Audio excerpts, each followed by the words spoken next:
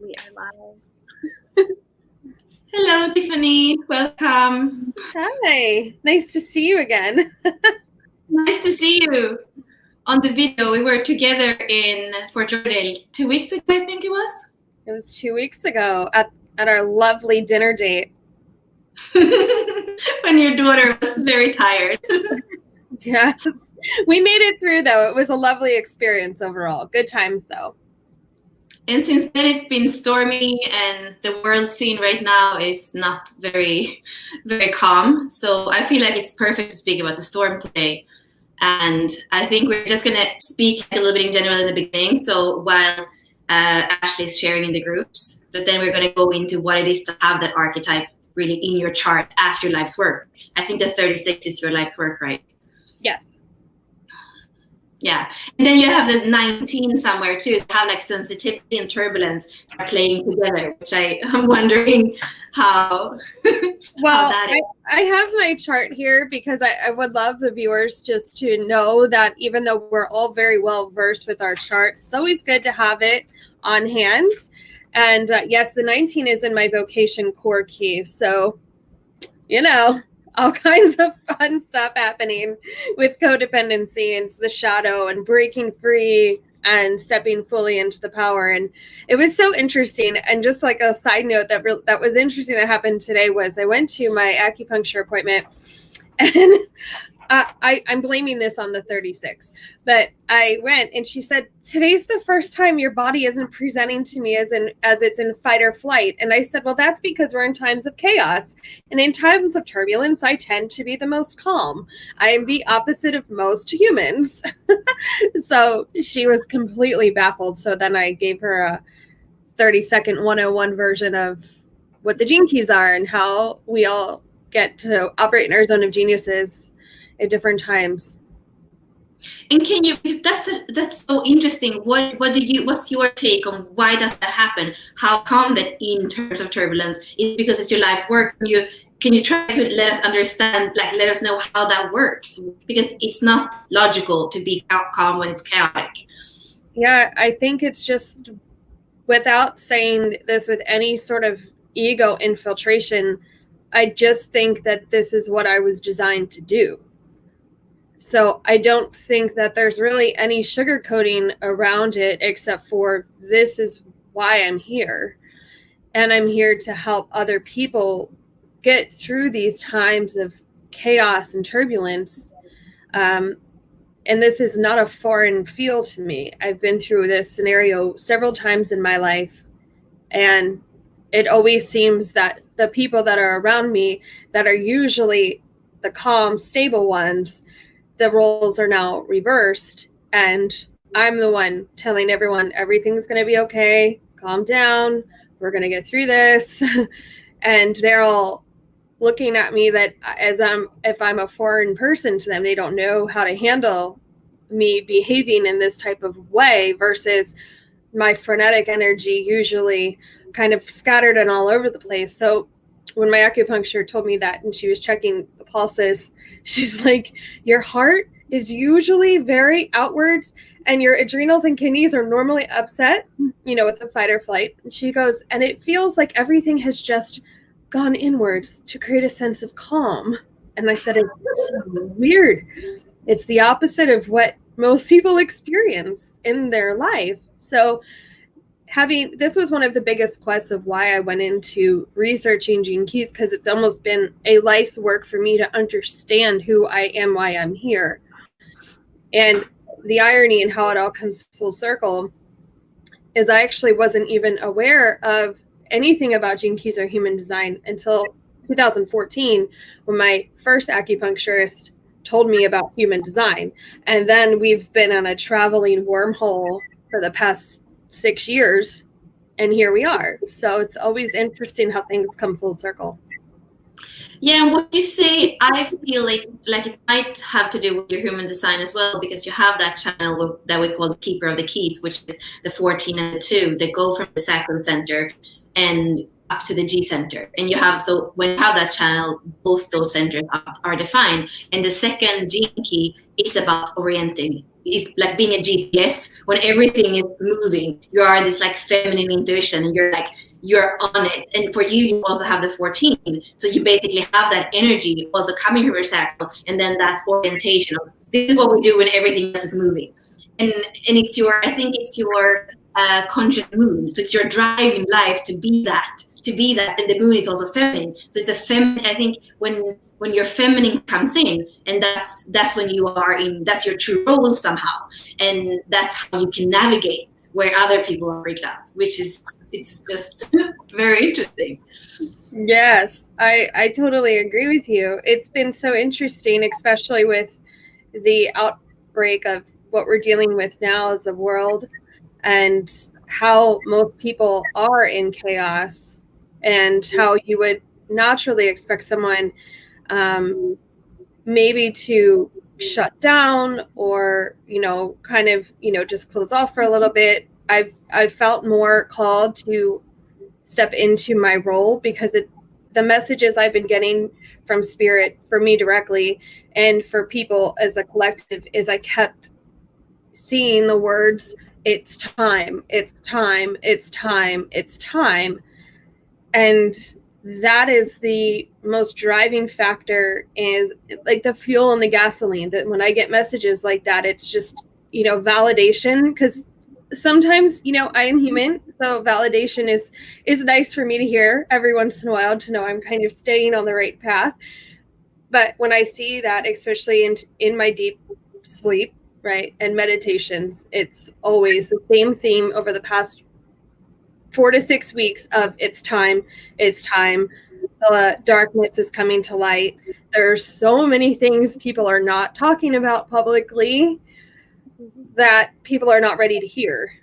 Mm-hmm. And we're also, I say we are, as in the light workers, as a collective, we're cautious to spread truth if people are not fully ready for it. So I'm here to hold people's hand if they feel called, and we can step more into the turbulence together. And that is really why I'm here. Again, one of the most precedenting moments I've ever had in my life was, I was probably 13. No, I was 15 or 16. I was laying in the snow with my first boyfriend, actually. And I just remember laying at the stars and asking him, like, don't they look familiar to you? Don't you just want to know why you're here? Don't they just seem like it's so beautiful and it never ends, and the stars are great and beautiful. It feels like home.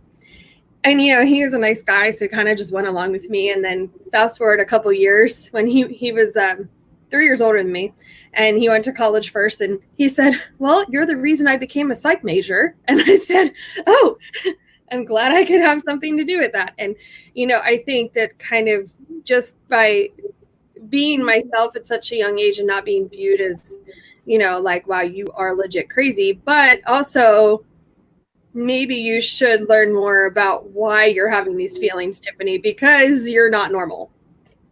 And, you being a 6'2", I've been very much into just the simplicity of profiles lately, and just really kind of seeing that so much can be explained by just looking at you, for example, being a 6'2", and that is you were many 6'2s, even as children, they have that wise side, but also makes them a bit like, it's like you're not really of this world, because a wise child is weird. So, and of course, you can feel like you don't really belong yet, because you kind of have to grow into the clothes of your own wisdom. Is that something that you felt? I guess it must have been. Oh, absolutely. And the further I got along, my, I would say, the way I was taught 6 lines is we were broken up into 3 segments of years, the first 30, the second 30, and then the rest. And I would say the first 30 were the most turbulent for me.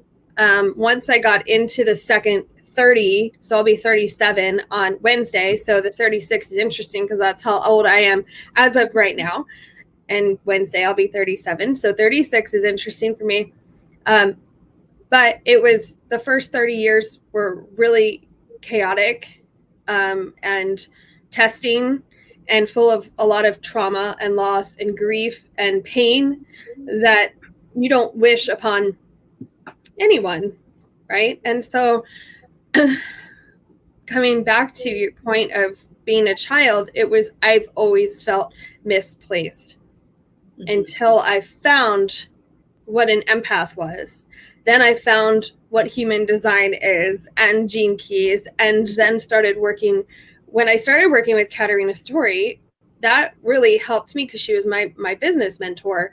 And then when Bella and I started working with the gene keys, everything just started piecing together. And now, Ashley, your wisdom is so important to me as well, because you're the balancer. I kind of feel your energy being so stable as we move through this. But I see myself, and I even said this to my acupuncturist today, I find myself very focused on conversations that people are ready to have versus ones that people are not ready to have, if you will, just to kind of say it lightly. I have a really hard time engaging in any type of 3D human dramatic situations. I'd rather just be the person to get through this. If, there's a situation I've been handling the past couple of days, and, I keep telling the people involved, I'm like, the truth is so important. Just get the truth out. People need the truth so we can move on. That's what stage of life we're in. Get the truth out. So I felt that as a young child. And when I did operate in that realm, I got called selfish. I was called a bitch. I was told you're crazy, because I had so much truth that was just ready to come through, but it was suppressed because it wasn't understood. Mm-hmm. And now that is very thematic with the people that come into our space, is that I just haven't felt a sense of union that I've felt over the past, since I started really working in this space since around 2014, 2015. Up until that point, I really felt like the odd duckling was just the way life was going to be. But I always felt there was a purpose within my life, but I never really fully understood what it was until now. Mm-hmm. And these are the times where someone with turbulence in their shadow tends to survive and thrive, to be the light amongst those who are floundering in confusion. Yeah, and it's not just the 36 that you have, because I can feel and see a lot of the other energies playing together, because I recognize the ones in you that are in me, and then I also can feel, because your attraction sphere is 37, and we in the 64 doors, we just created the 37th archetype, which is the mother. And so people come to you to be that mom in the storm, to be that person that feels comfortable, that feels safe, but someone that'll also be like your advocate and fight for you, because you have the warrior in your SQ as well. So like you can act like the mom, but you're like the warrior mom, like I'll fight for you, So it's beautiful to see that you have that compassion for humanity, and like being able to be the balancer of the extremes, and then be the mom, like the warrior mom that knows the right steps to take, like looking at that whole pathway of individuation, knowing what your core is, knowing what creates that stability for you and how you show up in the world. It's kind of cool to see. Thank you, Ashley. That's so interesting, because I always describe myself as I'm a mama bear, and I can play nice until you cross that line, and then it's game over. And having a split family is pretty interesting, where there's other people involved. So if someone crosses the line, then I don't do it out of a sense of being unspiritual. I do it out of the sense of passion and the veracity I have of just like, don't mess with my people, man. Let's just not do that. It makes sense. You have a lot of second line in your profile as well, which can get really fiery, and knowing how to channel that anger into passion is what's important, because otherwise you can come off as a bitch. I'm not saying that I've ever experienced you as a bitch, but I can see how maybe navigating this energy in you could totally come off as like, oh, well, I'm not dealing with this, let me see how it is. Right. It really just, as soon as the spark came out, and I guess the best examples I can give were the most heated arguments that came from my dad, because I would fight for my mom because she would never stand up for herself. So I found myself like just being forced into the door between the two of them and fighting for her to be heard. And then it turned just crazy. And of course, this was in my teenage years, most notably. and that's where, you know, the selfishness and the bitch views and those types of things came from, even my own family dynamic. Now, my dad and I have a good relationship now. There was a lot of lost years of not understanding who each other were. But those were that was definitely a protective measure that I had to put in place for me as well, especially middle school. That was rough. I mean, it was a rough time for me, especially trying to navigate this, meeting my chart, this, and then try to like play with human beings was a really interesting world for me. But, you know, it all ended up coming full circle, as it always does, if you stay committed to your truth. And that's why we're here today. I'm interested in what you were saying. You said, I'm willing to speak about truth when people are ready for it. What do you mean by that? And when would you not? Because I see that in your EQ you have the 51, which is about shock and initiation and like leading people into truth, because you're a 6-2, so it's all about truth. And your essence, the 9-6, is also being determined about that truth. So what is it like? Can you tell us a little bit more about how that looks and how you know if somebody's ready or not, and if that comes more from like an old habit almost, that it usually didn't work, or if it comes from a gentleness or like where does it come from? Can you speak a little bit more about it? Sure. Thank you. That's such a good question. And it's actually creating like this weird fuzzy energy within me right now. And the reason being is because of the situation we're dealing with at present. So I know that this broadcast will be seen for many, many years to come. So if anyone is referencing this in 10 years or 20 years, we are now facing the coronavirus epidemic. That is what we're dealing with right now. And there's things shutting down, schools are closed, you know, there's so many different elements at play. So I don't enjoy engaging in politics at all. I won't do that. But I will say that there's other elements at play. And so instead of me going on a Facebook post, like some people have been brave enough to do, which is not what I am interested in doing, nor will I voice specifics on our interview, because again, some people might not fully be ready for that. That's a discretionary decision that I make with someone on a personal level. But to me, and just to kind of broad stroke it, the way I feel and what I've seen and what I've been shown is this type of pandemic is a decoy for some of the light workers to come down and eradicate some of the dark that's happening. You ladies probably are familiar with more of that than I am. But I will say that what I've seen and the things that are showing have been quite disturbing, to be honest with you. And so when I say that people aren't ready for truth, I speak that as a collective. So if you, the three of us, were sitting down and having, you know, dinner together, we would be talking freely about what we've seen and what we've heard and comparing notes and, you know, having a conversation. But since this is a live broadcast and integrity is at play, as well as reputation, right? There's a lot of people who are just really not ready to understand. And they're still living in the human element of one-way thinking, and I'm a Democrat or I'm a Republican, and, you know, I'm this, I'm that, whereas they're not living quite yet in the expansive human realm. So when I work with someone who is coming to me and I feel this deep sense of inquisitiveness within their heart and their soul, and I have watched their language and I have watched their posts, or I've had conversations with them, and I feel intuitively within my heart and my gut that they're ready for the next level of information, then I will share it with them. For those who are not fully ready for it, there comes a time and place for it. Mm-hmm.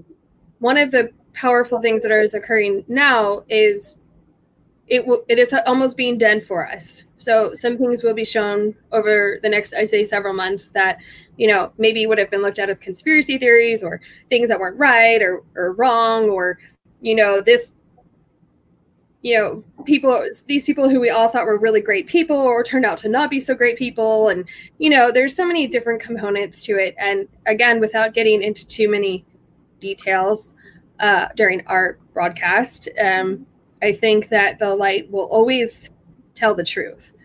And it is hard for me to not talk and to not get it out. I feel resistance, and that's part of the keys that are activating me. I feel that, but I also am activating discernment, because that's also wise and mature and it's part of the package. So even though I'm gifted this information, whether or not people are really, really, really ready for it is an active discernment on my part. Mm-hmm. I can feel and I can recognize, like when Bella asked you that question, you started to go into, I could feel the 51 in you, and I could hear it in your voice, because I know that place so well, because that's my attraction sphere. And I knew that you were at that cusp of like agitation, excitement, and you're like, do I take initiative to share this or don't I? And so there were times when I was like feeling it like bubbling up, and I was like, I know she's not going to say it, but I can feel how uncomfortable it feels, because I've been there before with the 51, and it's interesting to like see somebody so similar to me using their discernment to not, because I would totally just like, blah, I don't have a filter and I'm just going to share it. And but I know that with you being a 6th line, you're here to bring the future here in the present. And with the shift coming with 2027, things need to break down. Like what's happening now is for the betterment of where we're going. And so there needs to be systems and education and the way they do things. And the people who have been manipulating and hiding in the dark and doing the things that they think nobody can see, but there just comes a time when the truth is revealed, and when the light is shining, it's like, oh crap, the light was turned on and you caught me red-handed. That's kind of what's happening now, and I'm glad that it's happening, because there's a lot of things that need to shift for the 2027 shift to happen, so that we can support the children that are coming in, because it's all about the kids. And right now we're working towards that. We're clearing the space. Like what needs to go is going to go, and what needs to stay is going to stay, and what we need to evolve will evolve. And that's just the fact. So I mean, we don't have to get into details, but knowing that, yeah, you are right in what you're receiving. And I feel like you have a lot of 2nd lines, so it makes sense that you're going to be sharing things individually, like with another person, not like I'm going to share it with the whole world. It's very more personal versus like transpersonal happening. So you're using your discernment to share that 51 with other people and share your sensitivity with other people, So it makes sense the way that you're operating, but I agree. And you don't have to say anything, and we don't have to be very specific about anything for people to really be like, yeah, I can feel this. I don't know the specifics, but I can feel it, Mm-hmm. You just gave me chills. And I feel like there is this discernment that comes with the 2nd line that says, I want to give feedback, or I want to share, I want to mirror, I want to reflect in all those 2nd lines. And the 19 and the 37 have that sensitivity, that tenderness of saying, I'm not going to overwhelm you. When we can mirror each other, when you can reflect me in this, when we are ready, we can do it. I see as well in how you were describing it, Ashley, having that culture, the 14.5, this is probably the most powerful activation in the whole I Ching. It's 14, it's pure raw energy, and then it's a 5th line, and it has to do with society. So I can see, the 19.2 says, okay, I'll reflect it to you when you're ready. And then we have the 14.5 that says, is like all that power that is here to actually transform society through the competence and through the voice of that 5th line. So both are there. And then I guess it's for you to know when is the right moment for which of these ones. Mm-hmm. Mm-hmm. I see my chart, and I thank you so much for that, Bella, because I just had this vision of my chart being a long-term play versus this part is for this part. This is a long-term type of chart that I'm working with versus, this is your whole chart and it's going to work with you the whole time in this type of way. It's really an evolution. And I don't say that just because it's my chart. I say it because it is, it is what it is. I don't have a 4th line in me. I don't have a 1 or a 4 line anywhere. So it's really interesting that I'm a dominant 2. And I do like the interpersonal relationships, but I also love groups as well. So there's both of that in me. But again, kind of circling back, the people that are ready will be more on an individual basis. The people who, when we get to the culture, right? I'm almost like in 2027 is when my culture key will be in full force. And we will be fully in activation of this initiative, this power, this raw inertia that I have, kind of brewing within. It's quite a, and I always say I'm a Pisces and I'm a Gemini rising, but you should see my gene keys chart because it is a confusing world to live in this bubble a lot of the time. So it has taken me all of 37 years to find what balance means to me, because it's difficult explaining me to other people. You have to fully, it's like, it sounds really crazy. It's almost like you just have to kind of experience it. If you had it within you, you would know what I mean, right? And it's nothing, again, there's no ego. It's just my husband, he's a very, I say he's a man. He's a 3-5. He does this, he's in leadership, he's very good with his hands. He wants to fix things. Like, that's what he is. Like, this is a theme throughout his life, where I feel like throughout my life, different things have turned on. Like, oh, yay, Tiffany, you passed this test. Now this one turns on. Oh, you've passed this one. Now this one turns on. Right? It's how I feel that's just how I feel my life is. It's not like that for everybody.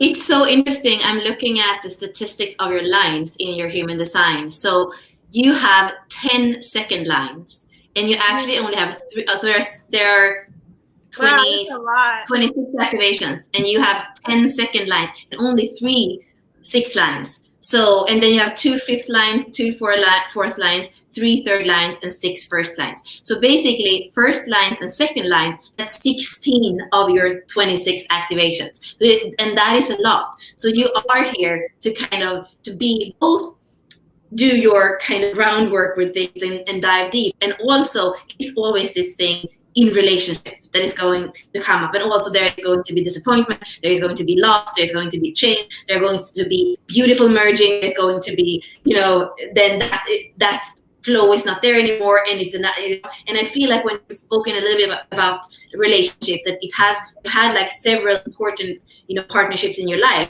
and partnership seems to be the way that you live your life. And I would love to hear, like, now when I see 10 second lines, I would actually love to hear about partnership from you, and how you can speak through that with your wisdom of all these 10 second lines. This is such an interesting interview. I feel like I'm just explaining my autobiography. But I trust that it will resonate with people. I mean, it always lands on the ears of the people it was meant to. So as a second line in relationships, I think, Bella, I had told you, since I've been 15, 16, I've only been single for like 2 months, and I'm serious. And it isn't necessary. I would say that a splash of it is the codependency factor that I got from mom and my core key, right? That just sort of has been thematically a drive throughout my life. But I find, I find myself having had 3.5, kind of jokingly, very serious relationships, 2 marriages. I'm on number 2. And my first boyfriend, and then someone I dated in between marriages. And I'd say that all of them have been incredible teachers to me, just as much as I have been a teacher to them. And it's very, I'm searching for the right words to describe my relationships, because each one holds different levels of mirroring. So kind of like you were saying, Bella, like you learned through, and then you're like, oh, cool, what do I get to learn next? So for me, I have a really difficult time with fully releasing relationships. That is something that has come with the territory. And it has been a disconnect for my husband and I, because, for example, when he divorced from his first wife, it was a cut and done type of deal, whereas mine was a 3-year just separation divorce process, and then it carried into like the codependency type of deal. It's been I'm not easy to get to cut away from a relationship. It's hard for me. It almost is like has to be a slow process. I also love really, really hard. And I don't know where that would be. I mean, potentially in my attraction key of 37 too, right? But I love really hard. And if I find myself in full vulnerability of expressing that love and it's not matched to the level that I feel that I'm giving it, I do tend to get in a human level of frustration, because I find myself loving so much that why can't I be loved like that?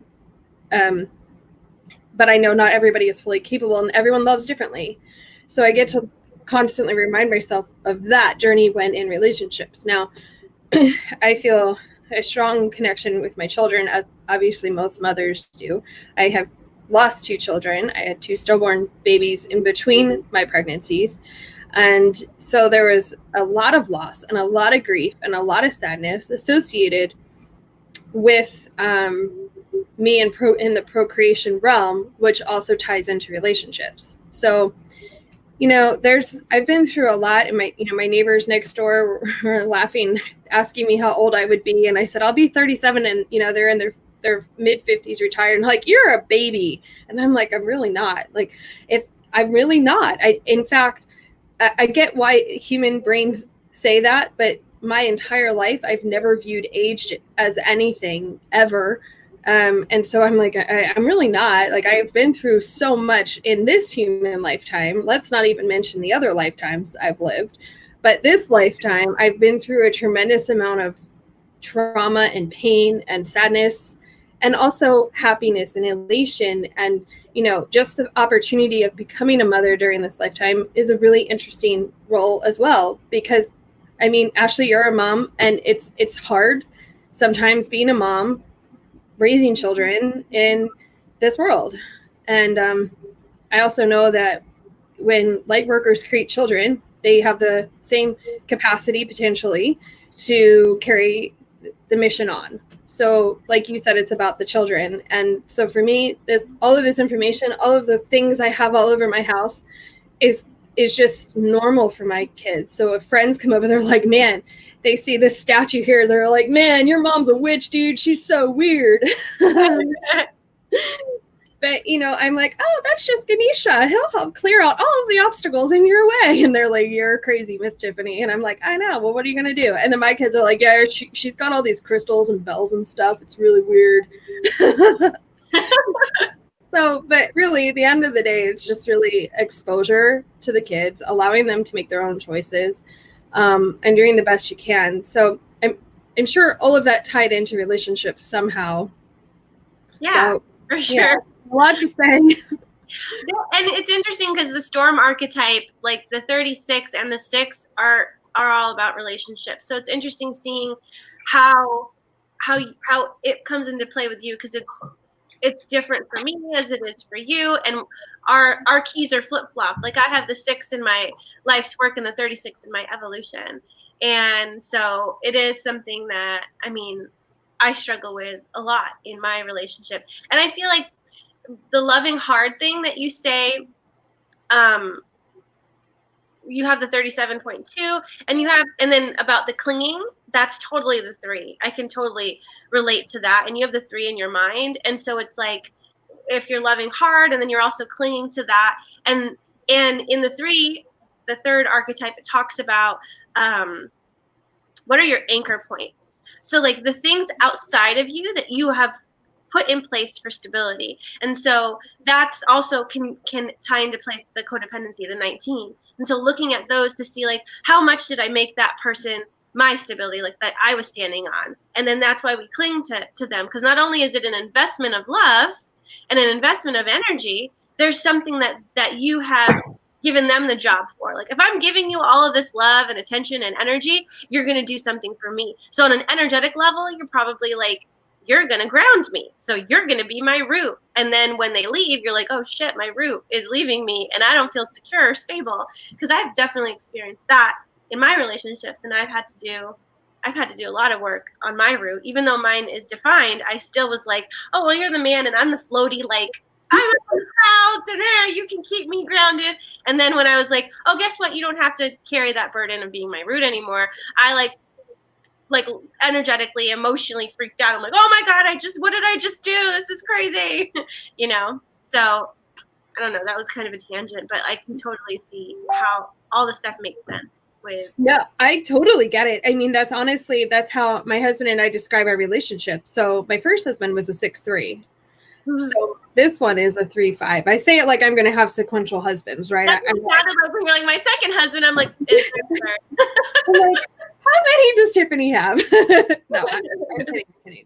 So the first one was a 6'3", so there was a lot of both floating up here and not a lot of stability on the bottom, right? And I learned briefly about his chart because I started learning about it when we were going through the separation, because I was like, well, wait a minute. You know, if this can work, this part has to work, and then this, and then there was no openness to understanding most of what I was learning. So there was a huge disconnect. Now with Anthony, my husband, he is very open and he's really interested and he's very grounding for me most of the time. Sometimes we both fly around and, you know, battle, and then we come down. So that's honestly kind of tying it back to 36 now.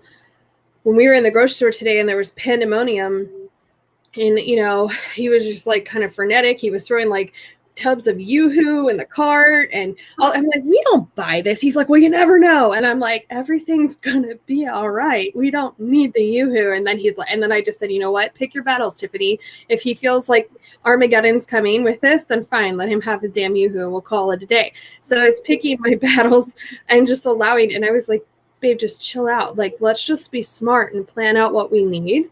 And let's move forward. Yeah, and then let's buy all the toilet paper in the store because for some reason we're going to need toilet paper. Right. And thankfully we live in the woods. So he's like, well, you know, we have wood for fire. And I said, right. And we have the leaves for the toilet paper, just in case, you know, kind of playing into the whole thing. But you have to have fun while doing that. And when I made this video for the 36, you know, I have a very strong sense of humor because, to be honest with you, humor has been a grounder for me. I live in such a serious space in my mind a lot of the times, and a lot of it is, you know, like, well, what's next? Like, how do I serve the world, and how do we do this? And you know, it's okay to just chill and laugh and play and be. We tend to get away from that once we find out what we're here for.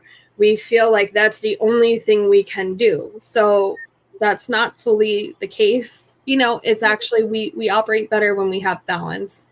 So taking off the spiritual hat for a couple minutes, going out to dinner, you know, playing around outside, you know, laying with the dog, watching a silly movie, you know, all those things are so important to balance out all of the influx, especially of information that we've been receiving.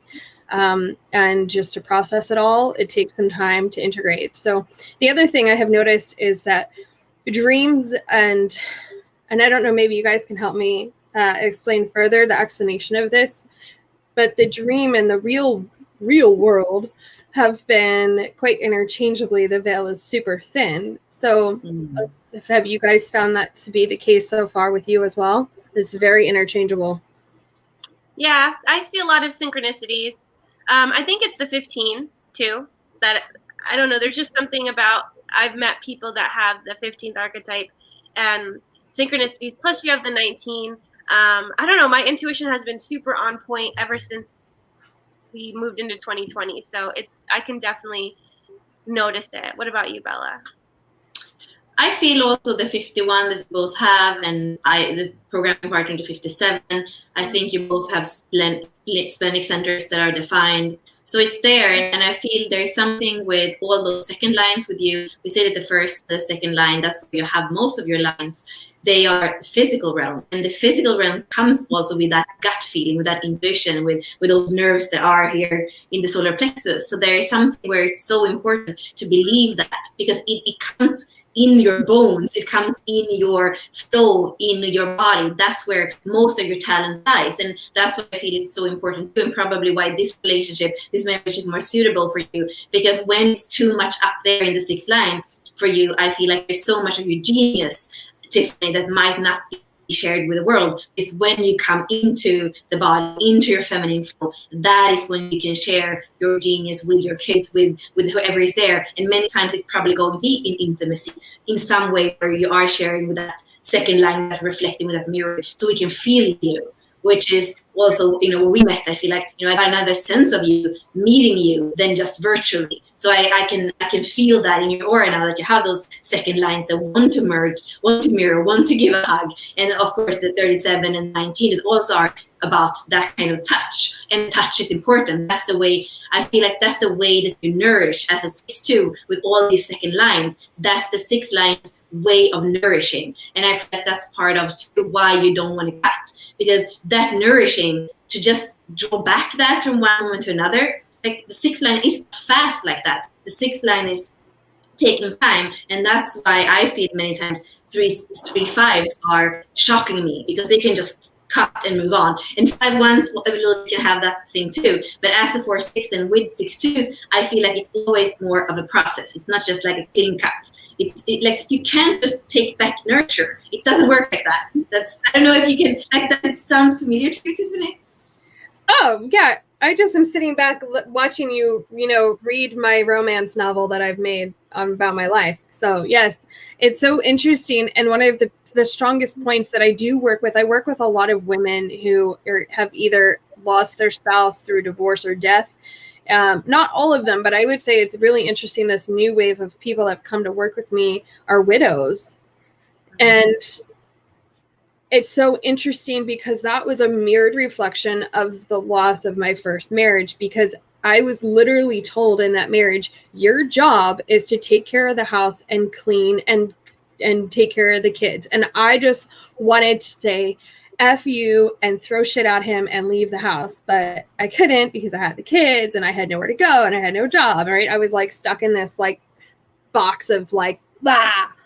Now, that was just how we had cultivated, because we had been together since we were 18, right? So we just kind of like grew into that role, not necessarily like when we started dating, like, oh, you're going to be a stay-at-home mom, Tiffany, and I'm going to work here. And it wasn't like that. It just kind of fell into that role. But as soon as it started to change dynamics, the classic narcissist empath dynamic, I started feeling retaliation and anger and frustration. And I was like, no, it's not my job. I'm meant for something greater, and I don't know what it is. Did you guys get a divorce? The divorce was finalized in 2016. The process started in 2013. Wow, your first marriage sounds a lot like my marriage. I'm like, and I was with him when I was 18, and then I fell into the role of, here's what I should do. I should be a mom. I should be a wife. I should take care of the house. I should do this. And then shit hit the fan when I was like having all these kids and then waking me up, and I'm like, am I supposed to be doing this? Because this is not me. And then he was like, what are you doing? Why are you changing? And I was like, because I was asleep and now I'm awake. And I'm like, what the frick did I get myself into? And the 10 in me was like, this is not natural. This is not who you are. You've repressed yourself, because I'm a 10-1. And then I was retaliating.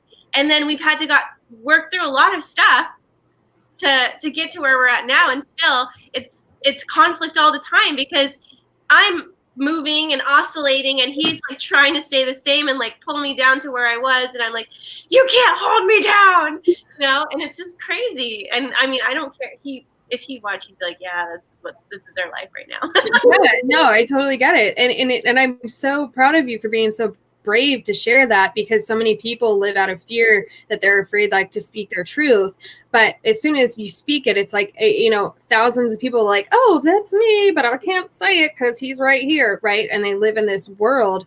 And it literally wasn't until I was, fully away from my first husband that I was able to step. I mean, again, my process started in 2013, and we never really like fully let go of each other for 3 years.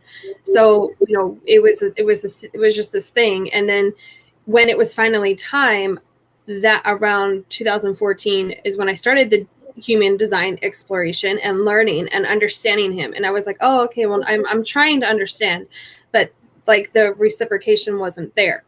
So I'm like, well, I'm just learning this for my own good at this point, just to understand and kind of help me understand I'm not a freaking lunatic, right? Because that was a conversation in my mind. I was like, I must be fucking crazy. Like, this must be all me, because, you know, it was kind of painted that way. That was what was painted. Like, Tiffany's lost her mind. She's insane. Like, she does and I'm like, I'm really not, though. Like, I've got all this within me that just hasn't been exposed. So when I started dating Anthony, he just kind of fell in love with the mystery, and all of the conversations we were having were very enlightening, and he was comforting. And I've known Anthony since 4th grade. So we've known each other for almost 30 years. We just had never, you know, dated. We just kind of like, to use your word, Ashley, oscillated in like this world. I lived 500 miles away for 8 years and moved back to where we live in Maryland now. And you know, he was going through divorce same time-ish. I mean, his was 1 year to the day, and he's the 3-5, so he's done. Like, she didn't even show up at the divorce hearing. Like, it was just a done deal. And I'm like, how did you do that? Like, oh my gosh, I don't understand. Meanwhile, he was very patient with me. But it was when I fully embraced Anthony and the relationship, and how he was encouraging me and supporting me and allowing for me to be myself. That's when everything started to really expand, because I started coaching when I was in my first marriage. I've been doing this for so long, but the expansion and the depth of what I was doing didn't start until the past 4 years. And it just keeps getting deeper and deeper and more expansive because it's needed. So here we are. You're right. It's so interesting how relationships are so thematic in my life and will always be that way. Mm-hmm. I want to ask you, because I feel it's interesting. So I know that you also have like a background in psychology, and you were working with cases, and you know how interesting somehow to have that clinical background and still like have people telling you are crazy, but you're not that kind of crazy. So like. Well, the irony of that, right, kind of circles back to boyfriend number 1, where he was like, thanks for teaching me that I wanted to go into psychology, right? When I was 16, he was like, you're really a really odd cat. I don't really know who you are or what you are, but I think I need to learn more about psychology. So and I was like, great, let me know how I can help you. I can be your case study. I don't know how you want. So yes, I used to work in medicine. So I worked at a Trauma 1 center in Delaware called Christiana Hospital. I worked in the Department of Psychiatry in inpatient and in psych crisis. So I worked in the emergency department. I also worked in inpatient, where I would work with groups of patients and patients one-on-one all day. That was what I did. And so it really allowed me to embrace the beautiful dynamism within humans who are misdiagnosed. But it also added a sense of relatability. So being that I was told I was crazy and I was a bitch and I was selfish and all these things, and then having a patient who just I was granted the opportunity to discover myself.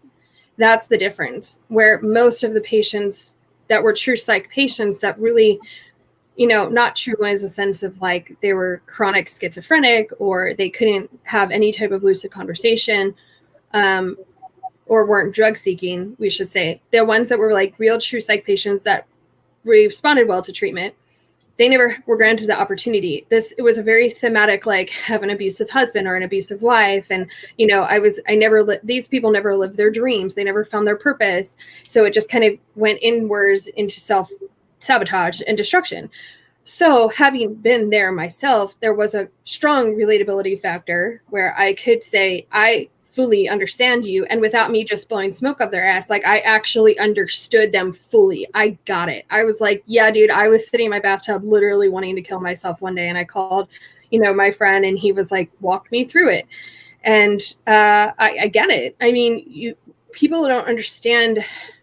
Again, like this is a situation where like you have to live it to know it, and that's really the strong points of, you know, why I feel qualified even to be on this call with you and even to be able to serve humanity, is because I've lived it and I get it in a way because I was in your shoes in my story, but I was in your shoes. So I fully understand.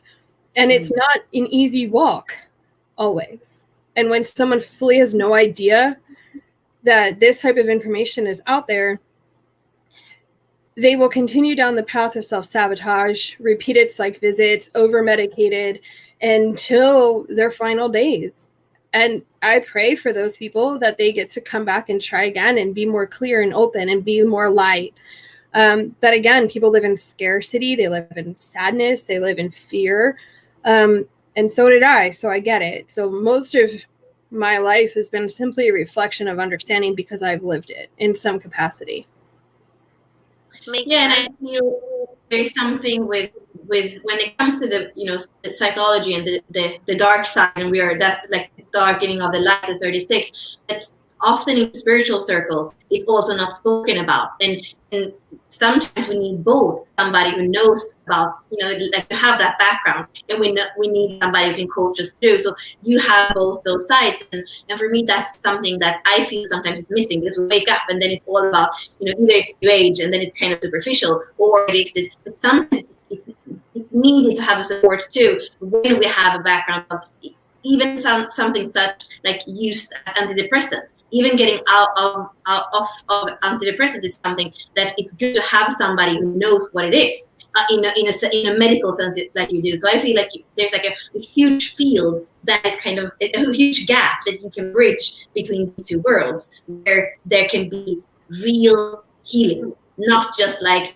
a solution for a while, but real healing, not just support, real healing. So that's what, I feel that's so important. And this is something that it's something we not so often speak about. And that, all of us, we have had moments where we think we're going crazy, and that periods of time where where mentally and emotionally we haven't felt well. Mm-hmm. And I was cutting off. So I'm sorry. I was just so eager to say this, because I think it's so cool to not be stuck as a nurse or as like somebody who works in that environment or like especially when it is the clinical or the, I don't know how you say it, I think that's how it is in English. Like when you work in hospitals, it's so easy because it's easier to kind of just go into the mold of what that is. For you to kind of have one foot in the world, and now it's like, I just feel like it's very, very valuable. Mm-hmm. Thank you so much. And I feel that experience was a beautiful, I think I even told you this, Bella, at dinner. It was such a beautiful learning opportunity for me, because you're right. It's literally bridging that gap. And there is a way to find your purpose. There is a way to find that you're not just here to be deluded and numb. Your truest gifts are your feelings and the expression that you have. I mean, even throughout this interview, I have found myself like up and down with right in here. And I call this the turquoise highway. I totally made that up, but it's like the highway between the blue throat and the green, and it's turquoise. And I'm like, my turquoise highway is getting backed up because I get jammed because I want to say so much truth. But then, this other part of me is like, patience, darling, patience. It will be time when it's time. And that was what I had found when I worked with my patients in the hospital. And I just wanted to sit there with 12 hours. Like I was given like 15, 20 minutes with each patient every day. I had to write reports on them, and then I had to teach them in these group settings.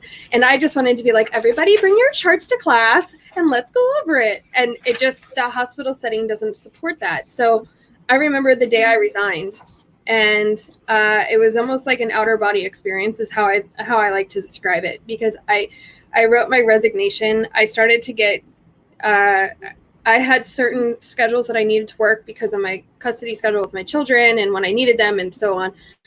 And I just kept getting put in these like really illogical times to work. It was working 3 to 11 on the nights I had my kids. I'm like, that can't work for me. So it was all these little signs that I kept getting that it was time to move on. And so when I wrote my letter, my boss said, I'm not accepting this, no way. Let's have a meeting. So this was Friday, and Monday we had the meeting, and I sat with him, and he's like, what shift do you want? Do you want to work at this hospital? Can we do this? And I'm like, I can't. It was literally like this overwhelming sense of outer body came through, and it was like, no, Tiffany, you can't give in. Whereas like my previous self may have like caved under, you know, a negotiation, but I was like, no, I can't stay. I've got to go. I'm meant for something so much bigger than the Department of Psychiatry. Now, don't get me wrong. I love the people I work with, most of them, and the ones that understood my journey still support me to this very day. And I'm forever grateful for that opportunity because, again, like you said, Bella, it allowed me to have the clinical psych experience to bring it into the expansive spiritual world that we're in. But I've also, you know, at times probably could have been a patient myself. Never was, but I felt that way. So I get it. And that's where, you know, people who really get it, I feel, are the ones who are sought after because, again, it's not a smoke and mirrors type of situation where I'm just like, oh, I understand, and then have absolutely no idea. People really need to be heard and felt and loved on. And again, because I almost have like this limitless amount of love circulating through me, I'm like, cool, I can help all of you. Well, how do I help everyone? You know, how do I save the world? And then that's my humanity talking. I'm like, let me just save the whole entire planet. And then I can't because we need to join forces. That's why we're here. Mm-hmm.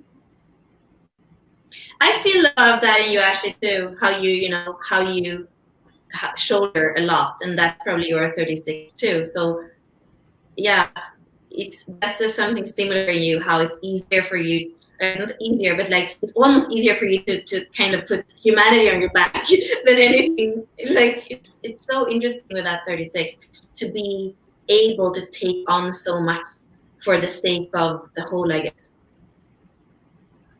Yeah, it's pretty cool to be able to like witness parts of me coming out through Tiffany and just being able to see like, oh, she's been there. I'm here. She's got through it.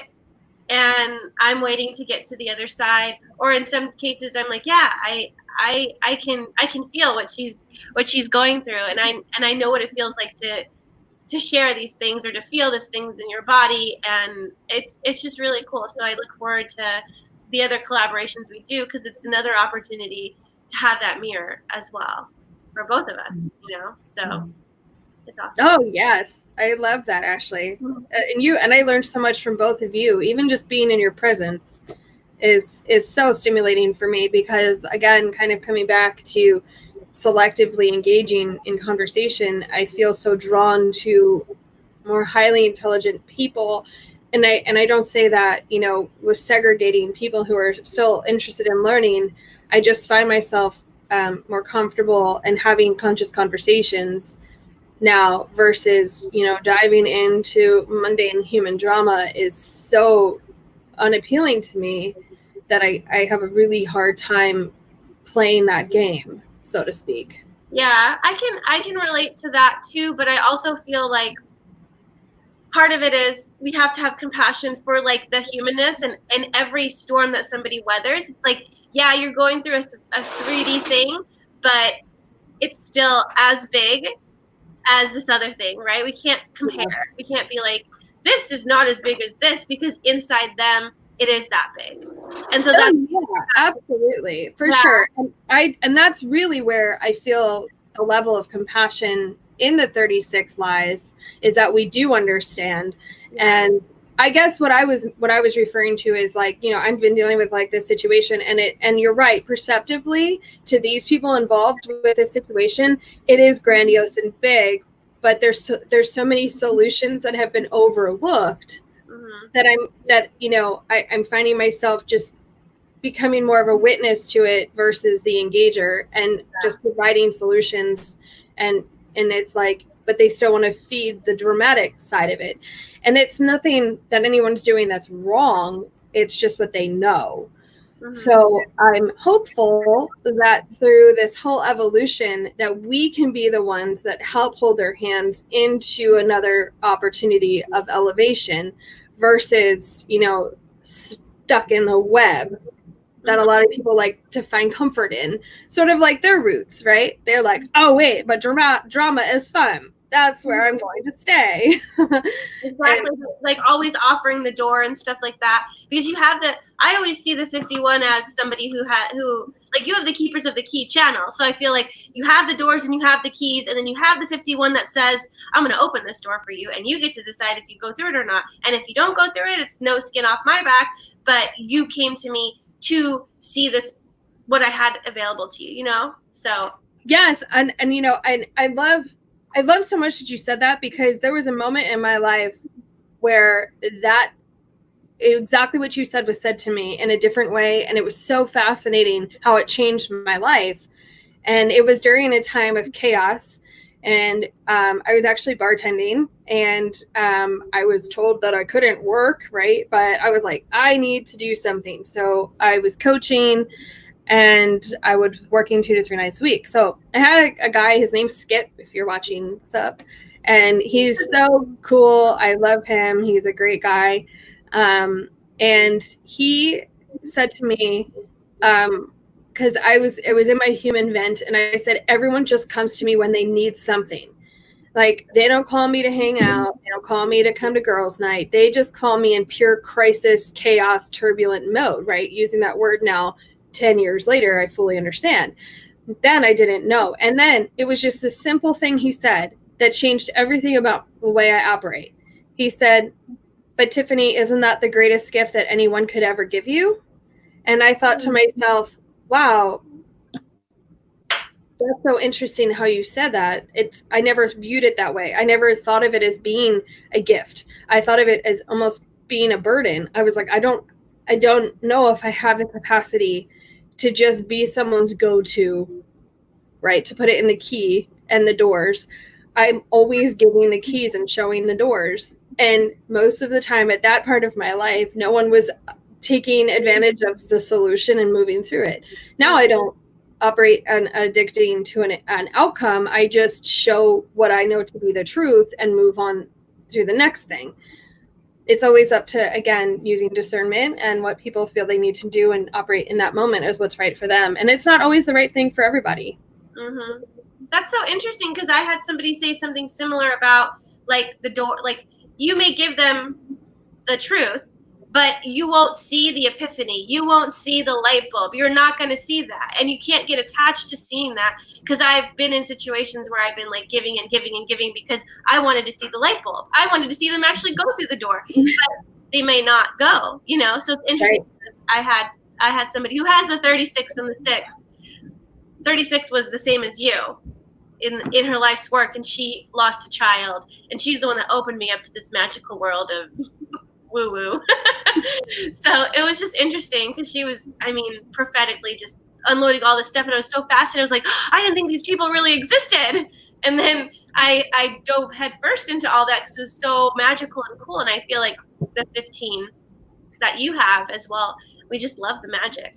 We love magic. Do. It's actually sometimes more comfortable to be in that space, and that's sort of what I was alluding to by saying like I'm having more conscious conversations.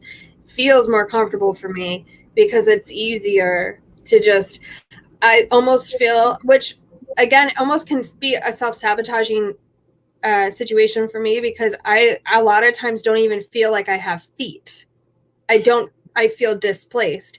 I feel like I have to bring awareness to the bottoms of my feet because I am always so up here all the time.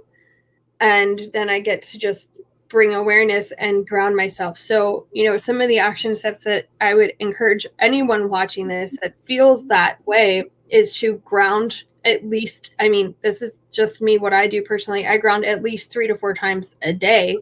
In my 36 video, I was talking about my Sedona light that I got in Sedona, Arizona, because this is such a heavy rock and it grounds me. And I loved it because it was a triangle and kind of heart-shaped, which side, you know, kind of heart-y. So I was like, oh, and Sedona is my favorite place. It's where we got married. I've loved it since I was 12, 13 years old.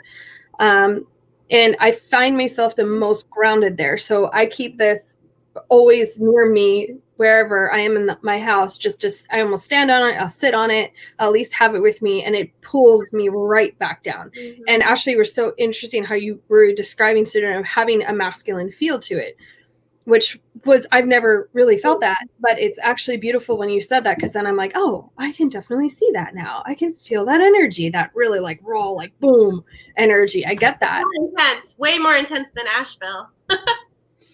For sure. Yeah, I like Asheville. It has feminine vortexes, so it is kind of balanced, but Sedona definitely has a more like wham bam, thank you ma'am type of like just get shit done there. You know? Oh yeah, I mean, I've met, I know people that live there, and they say that people that live there don't stay long if they can't handle the energy. It's like purge factory. Yes. Yeah, for sure.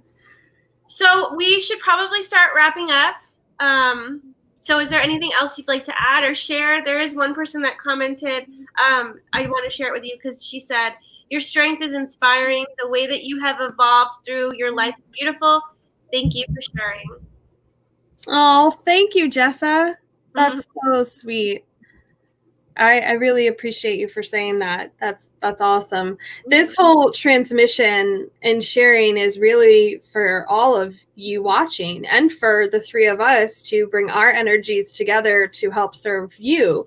This is just the beginning of the awakening, and we are the pioneers of the new earth. So if you can find a partner, a coach, a mentor, a tribe, or whatever you want to say, where you feel heard and you feel loved and you feel it's okay to be your truest, most authentic self, which is really what I base my practice on, is authenticity.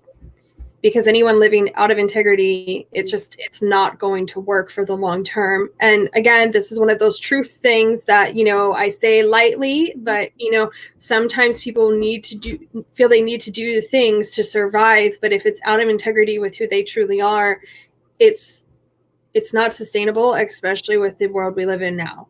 Mm-hmm. So this is an invitation for everyone watching to really dive deep into their truest essence and their self. And if any of this was relatable, I'm happy to support you. Bella's here, Ashley's here, we're all here. There are healers that are now being exposed to the world that, we've got you. We are here because we understand how important this is. And, God bless both of you guys for your hard work daily doing this. And I admire both of you so much, because this work is so needed, and I'm so happy to be part of it. And, I think I told you last night, Ashley, like, I see this thing being so globally expansive that there's no shortcuts around it. Excuse me. This is all very real, potent truth. If you were born and you know what time you were born, and if you have a heartbeat, you can do this work. Most of you. Yeah. Thank you so much, Tiffany. And sharing the storm, being the keeper of the storm. It's been awesome, and I'm sure we'll have way more conversations. Bella, do you have anything that you wanted to add before we leave? No, thank you so much, Tiffany. Thank you. Thank you guys so much.